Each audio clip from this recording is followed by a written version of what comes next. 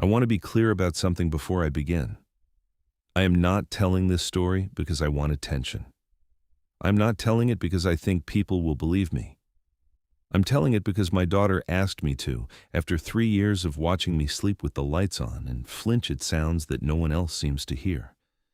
She said that carrying something alone makes it heavier, not lighter. She is probably right about that.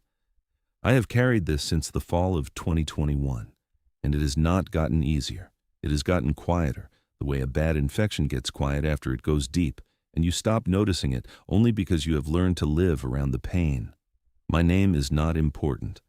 What matters is that I spent 26 years as a high school biology teacher in Western North Carolina, retired early after my wife passed, and took up hiking as a way to fill the hours that had no shape anymore. I was not a beginner. I had logged hundreds of miles across the southern Appalachians over the years, mostly day hikes, some overnighters, enough to know how a forest sounds when it is healthy and how it sounds when something has changed. I knew the difference between the ordinary movements of the woods and the kind of stillness that means something has shifted. I had spent enough time in these mountains to recognize the difference between a forest at rest and a forest holding its breath. Or I thought I knew.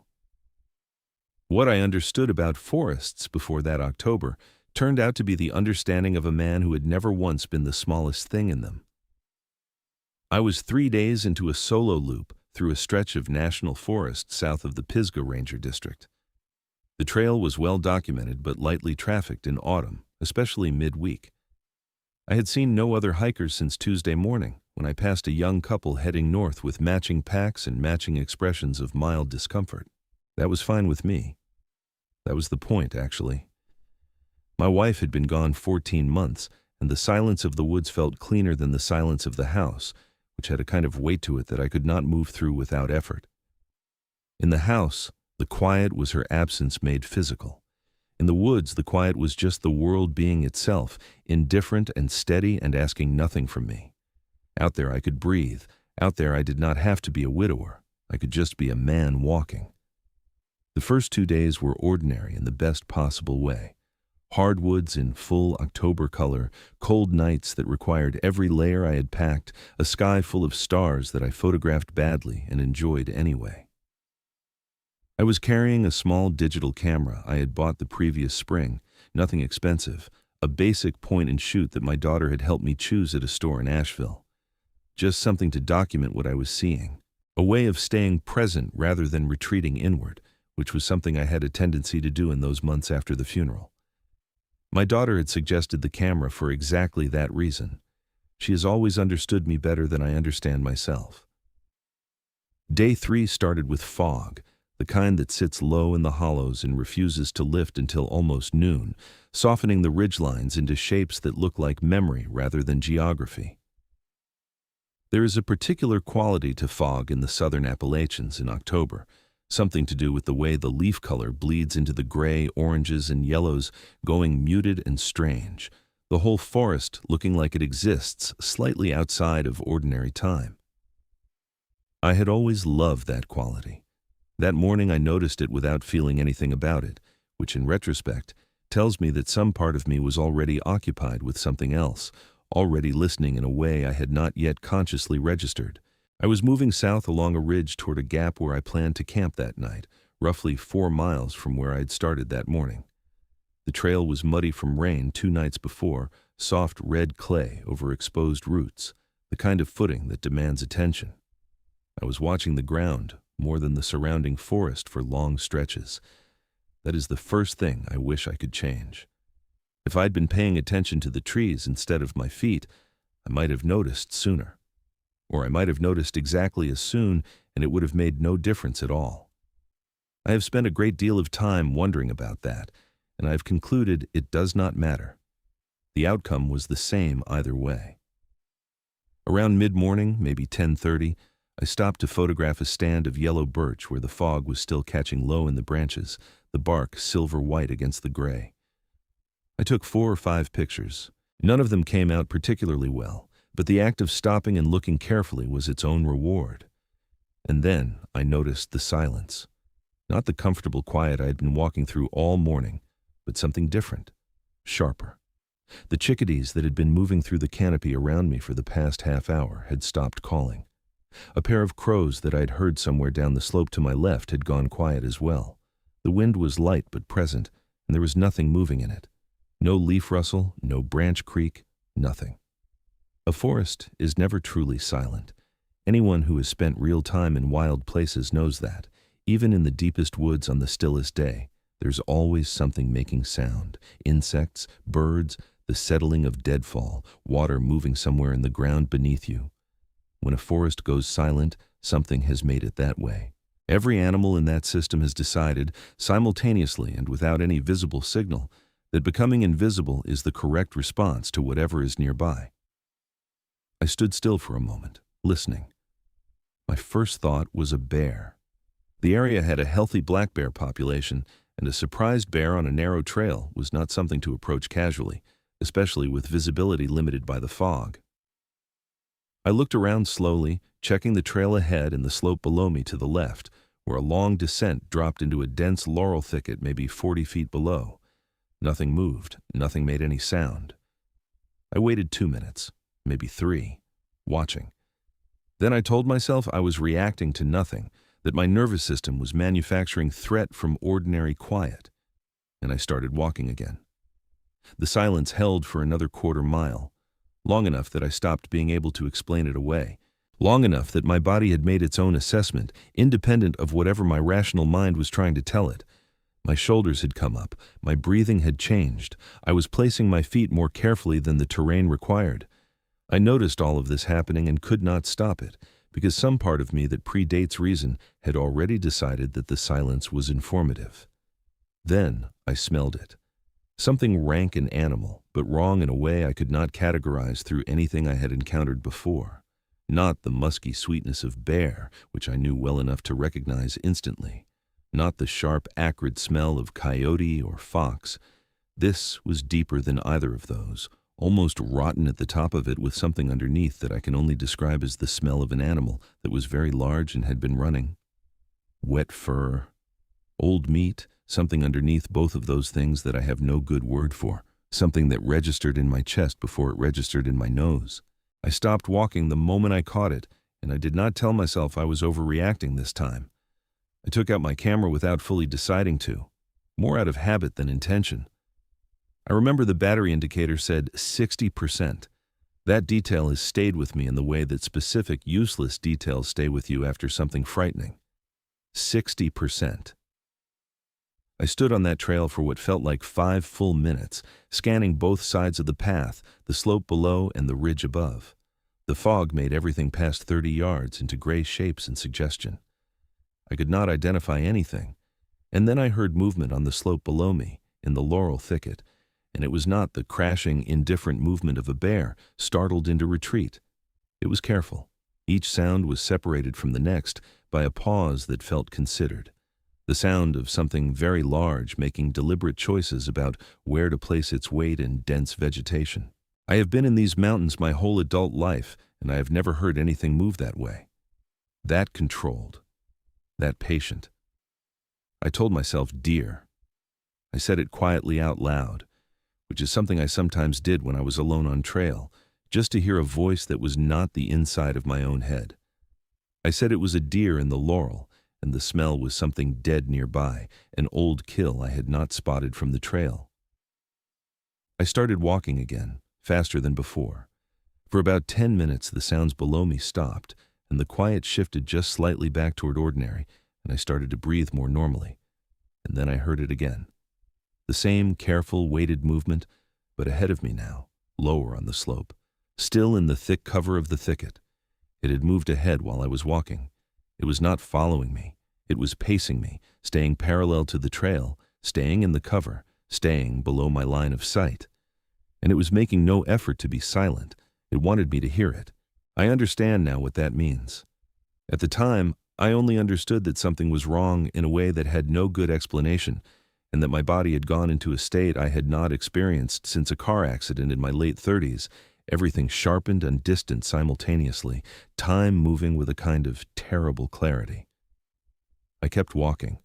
I do not know what else I should have done, The trail was the path back to the trailhead, and eventually to my car, and whatever was in the laurel below me was between me and any option that involved leaving the trail.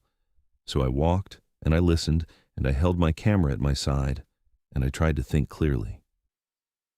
The parallel movement continued for another 20 minutes, occasionally shifting slightly ahead, occasionally dropping back, but never disappearing entirely and never coming up to the level of the trail. Whatever it was comfortable in the thicket in a way I was not comfortable on the trail.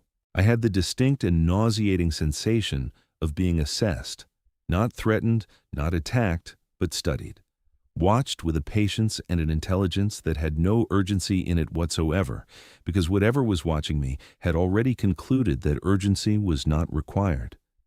That sensation, that specific quality of being observed by something that was in absolutely no hurry, is the thing I have never been able to fully describe to anyone, and the thing I have never been able to stop remembering. The movement stopped about 20 minutes later as I was coming down toward a stream crossing near a small clearing in the gap below. The smell faded gradually, then was gone. The birds came back, a few at first, then quickly filling the canopy with the ordinary business of mid-morning. By the time I was crouched at the stream running water through my filter, everything around me sounded and smelled entirely normal. I sat on a rock in that clearing for a long time after, longer than I needed to, eating a granola bar I had no appetite for and trying to decide what I had just experienced. I could not decide.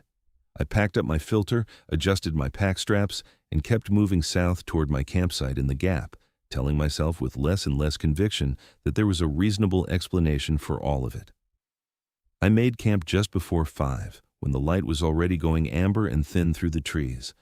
Ate dinner without tasting it.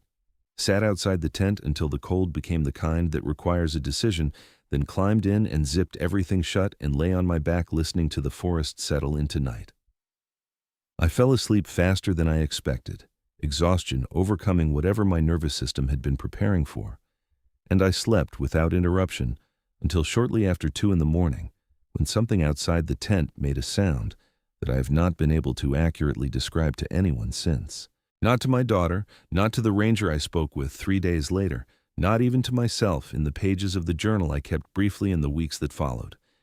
It was low and resonant, and it came from no more than 30 feet away, and it carried inside it something that felt almost like language without being language, like a voice heard through water, the shape of intention without the words. And it was not a bear, it was not a coyote, it was not anything I had a name for. And whatever it was standing outside my tent in the dark of a Carolina mountain night, and it knew I was inside. I did not move. That is the first thing I want to say about what happened after that sound, because I think people imagine that in a moment like that you do something, you reach for a weapon or you call out or you unzip the tent and look. I did none of those things. I lay on my back in my sleeping bag with my hand wrapped around the small canister of bear spray I kept clipped to the inside of my pack strap, and I did not move a single muscle, and I breathed as shallowly as I could manage, and I listened with an intensity I did not know I was capable of. Every other thought I had ever had in my life became irrelevant in that moment. There was only the sound outside the tent, and the silence between sounds, and the question of whether whatever was out there could detect me the way I was trying to detect it. I thought about my daughter. I thought about her specifically and clearly, the way you think about someone when the possibility of not seeing them again becomes suddenly and horribly concrete. That thought lasted about 2 seconds before my mind pulled itself back to the only thing that mattered, which was listening. The tent was a single-wall design, lightweight, the kind that gives you the illusion of shelter without much actual barrier between you and whatever exists on the other side of the fabric. In the dark, I could see nothing through it, only the faint variation between the black of the tree line and the slightly less black of the open sky above the gap. The rain fly was on, which meant the mesh inner panels were covered, which meant that whatever was outside could not see through to me any more than I could see through to it. I told myself that.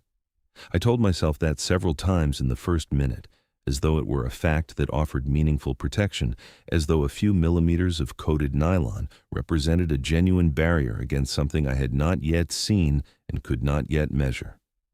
What I could hear once my own pulse had settled enough to stop drowning everything else out, was breathing.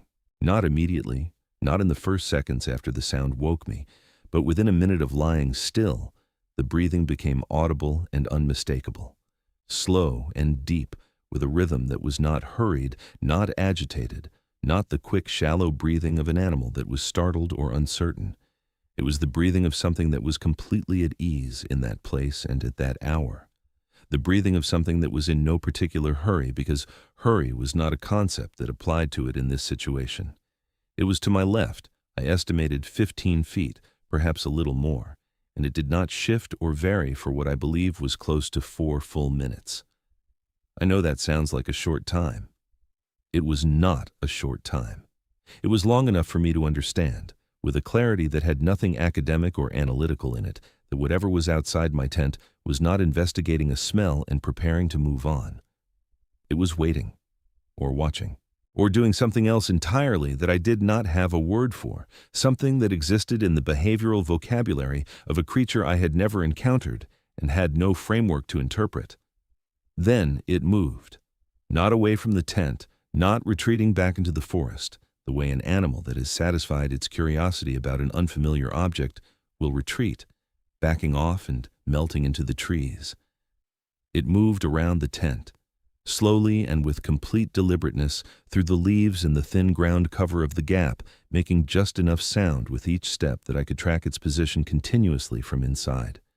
It went from my left side around to the foot of the tent, where it paused again, longer this time, the breathing audible from that new position, and then it continued around to my right side. The full circuit took perhaps 3 minutes, and then it stopped again, settling into position behind my head at the back of the tent, where the fabric was closest to the large poplar I had staked near for wind protection. I could hear it clearly from there. The breathing.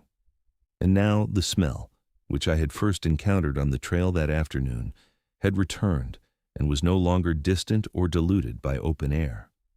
It was filling the inside of the tent through the mesh vents at the peak of the rainfly, the wet fur and old meat, and that other thing underneath both of those that I still do not have an adequate word for. Something biological and deeply wrong, something that my body recognized as a signal even when my mind could not categorize it, a warning encoded in chemistry rather than sound or sight. I want to explain what that does to a person lying in the dark with that smell around them, knowing that whatever produced it is perhaps 2 feet away from the back of their head on the other side of thin nylon. It does not produce the kind of fear that makes you want to run or fight. Those responses require a belief that running or fighting represents a viable option, and whatever part of my brain was running the calculations that night had already concluded that neither of those things was viable. What it produces is something older and quieter than fight or flight. It produces the urge to become invisible, to stop existing in any way that can be detected, to simply cease being present in the world until whatever is noticing you has decided to notice something else, to become, in every possible sense, less. That is the fear I had lying in that tent. I have thought about it many times since, analyzed it the way a man with a biology background will analyze his own responses when he has nothing else to do with the memory, and I believe it is the fear that our species carried for the majority of its existence on this earth. Before walls, before fire, before weapons that extended our reach far enough to change the calculation of who was prey and who was not. That fear came back to me completely and instantly in that tent, like a language I had never actually forgotten, only stopped needing. It was still there. It had always been there, waiting. At some point, and I cannot place it precisely in time because time had stopped functioning normally for me sometime around the first circuit of the tent, the breathing outside the back of my head simply stopped. Not gradually, not with any retreating sound of something moving away through the forest. It was there, and then it was not there, as abrupt as a light going out. The smell thinned over the next few minutes and was gone. The forest returned to the ordinary sounds of deep night, insects resuming their work, the distant trickle of the stream below the gap, and once, far to the north, the long descending call of a barred owl that under any other circumstances I would have found beautiful. I lay still for a long time after all of that, the bear spray still in my hand, my eyes open in the dark, tracking nothing.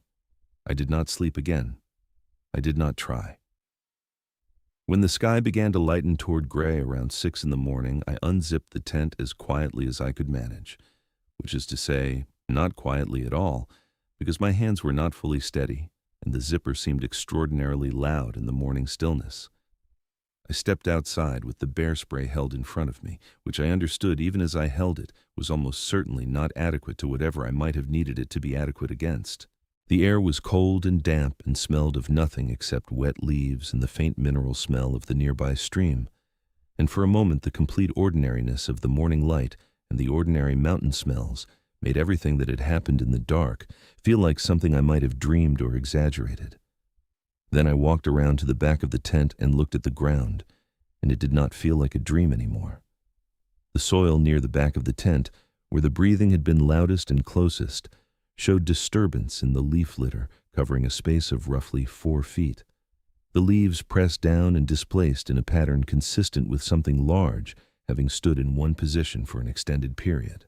Not a clear track, not something I could photograph and point to as evidence of a specific species or a specific size. Just a disturbance that was the right shape in the right location, and carried with it, when I crouched over it in the early light, a faint remnant of that smell. Enough to confirm that I had not imagined the night on the poplar tree I had staked near, at a height I later measured at approximately 7 feet off the ground. There were 2 parallel gouges in the bark. Fresh. The wood beneath still pale and slightly damp to the touch, not yet oxidized, not yet beginning to callous the way exposed wood does within a day or two. Each gouge was perhaps 8 inches long, and they were spaced roughly 5 inches apart, wider than any bear claw pattern I had encountered in years of hiking country where black bears were common, wider and deeper, pressed into living wood with a force that had nothing casual or incidental in it. These were not the marks of an animal scratching an itch against convenient bark. They were deliberate. The pressure behind them had been applied with intention. I stood at that tree for a long time, one hand resting near but not touching the gouges, trying to think clearly about what I was looking at, and what it meant about what had been standing in that spot in the dark a few hours before. I could not think clearly. I packed my camp in under 15 minutes, moving with the kind of focused efficiency that belongs entirely to people who have made a firm and uncomplicated decision about where they want to be, which is somewhere else. I left behind a tent stake I could not locate quickly and did not spend time searching for it.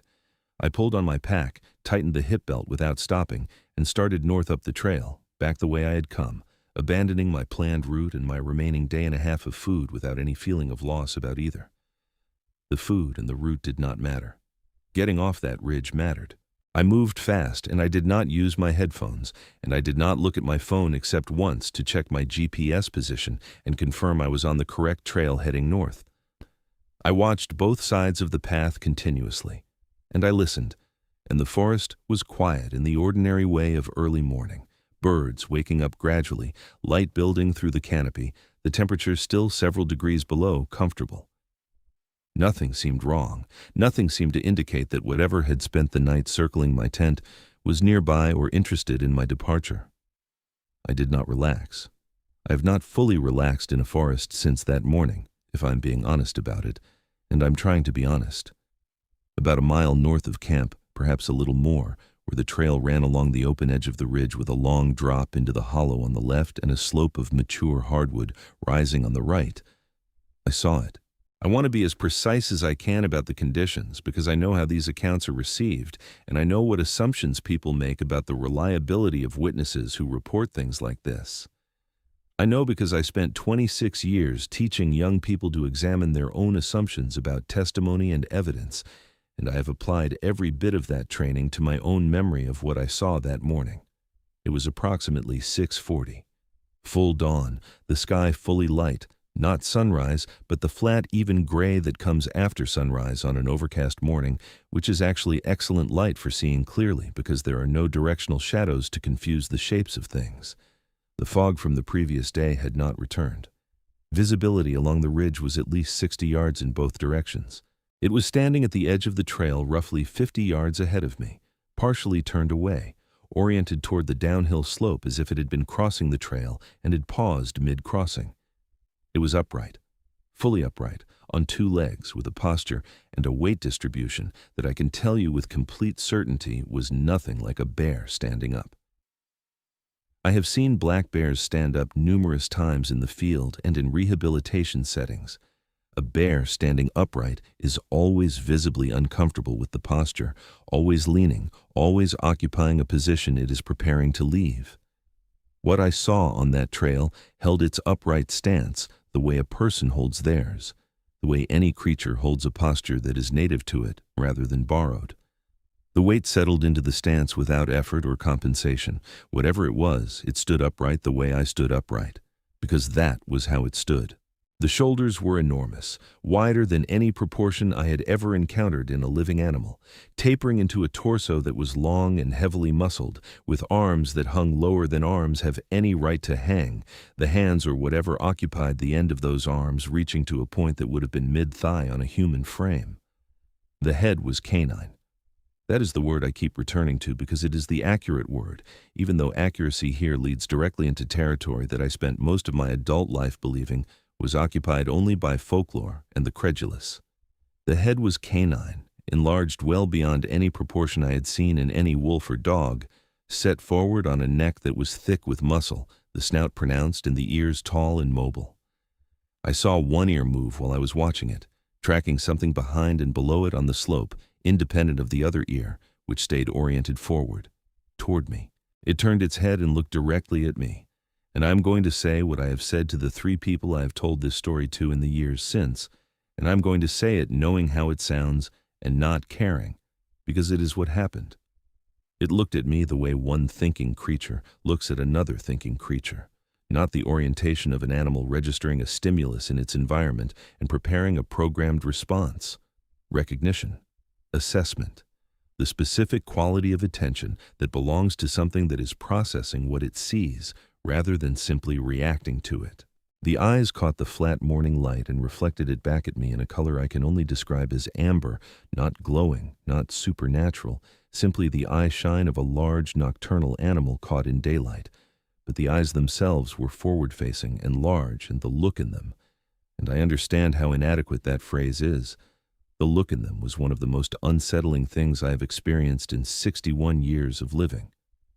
Not because it was hateful or aggressive, because it was intelligent, because whatever was behind those eyes was doing the same thing I was doing, which was taking in information and making decisions based on it. I stopped walking. I do not remember deciding to stop. My legs simply did not continue, the way a machine stops when the power is cut. I stood on that trail with 50 yards between myself and something that had no place in any taxonomy I had ever studied, and I did not raise my camera, which was in my right hand and had been in my hand for the last half mile without my having made any conscious decision to hold it there. I did not reach for the bear spray. I did not make any sound. I looked back at it the way it was looking at me because there was nothing else available to me in that moment. It turned away first. It turned away without haste, without alarm, without any of the startled urgency that characterizes an animal that has been discovered and is responding to the discovery. It turned the way a person turns away from something they have finished examining, a complete and unhurried rotation of attention. It stepped off the left side of the trail toward the downhill slope and took 4 or 5 steps into the open hardwood and was simply gone. Not hidden by density, not lost in undergrowth, because there was no dense undergrowth on that slope, only open mature forest with good sightlines. It was there and then it was not there, absorbed into the trees in a way that I cannot explain in terms of the physics of a large solid body moving through open space, and I'm not going to try to explain it, because every attempt I have made sounds either dishonest or delusional, and it was neither. It moved into the forest, and the forest took it, and that was the end of what I saw. I stood on the trail for a period of time I cannot account for, long enough that the light had shifted slightly when I finally started walking again, long enough that my feet had gone cold inside my boots from standing still in the damp morning air. I walked the remaining miles to the trailhead without stopping, got into my car, locked the doors, and sat in the parking area for a long time before I trusted myself to drive. I did not stop in any town on the way home. I drove the 2 hours back to Asheville without music and without stopping, and I pulled into my driveway, and I sat in the car in the garage for another 20 minutes before I went inside. I went back to that section of trail the following spring with my daughter during the day on a weekend when other hikers would be on the path. We found the tree near where I had camped. The gouges were still visible, the wood around them healed over at the edges and darkened with weathering, but the channels themselves still clear, still obviously the product of something sharp and forceful applied at a height that neither of us could reach without standing on something. She photographed them from several angles. We did not discuss what had made them standing there at the tree because we did not need to. She had heard the full account by then, and she stood at that tree and looked at the marks and looked at me, and whatever she saw in my face was apparently sufficient because she put her arm through mine and we walked back to the trailhead without saying very much. I still hike. I want that to be clear because I am not a man who stopped living because of what happened on that ridge, and I would not want anyone to conclude from this account that the correct response to the existence of the unknown is paralysis or permanent fear. I go into the mountains regularly. I find the same peace there that I've always found, the same relief from the particular weight of ordinary life, the same quality of attention that the forest demands and that I find clarifying rather than exhausting. But I go with another person now, always. I carry more than bear spray.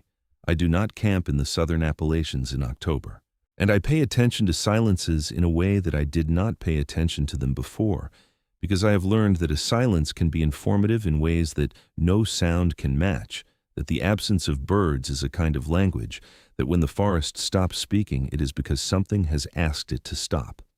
I think about those 3 seconds on the trail more than I think about any other part of what happened, more than the night in the tent, more than the gouges in the tree, more than the smell or the sound of something breathing 2 feet from my head in the dark. I think about being looked at and understood, and then turned away from. I think about what it means to be evaluated by something that old and that capable and found not worth the effort. I'm grateful for it. That is the honest and slightly embarrassing truth. Whatever that creature decided about me on that trail in the gray October morning, it decided to walk away. And I am still here because of a decision that was not mine to make. I did not earn my survival that morning. It was extended to me. There is a difference, and I have not stopped feeling the weight of that difference on every day that has followed.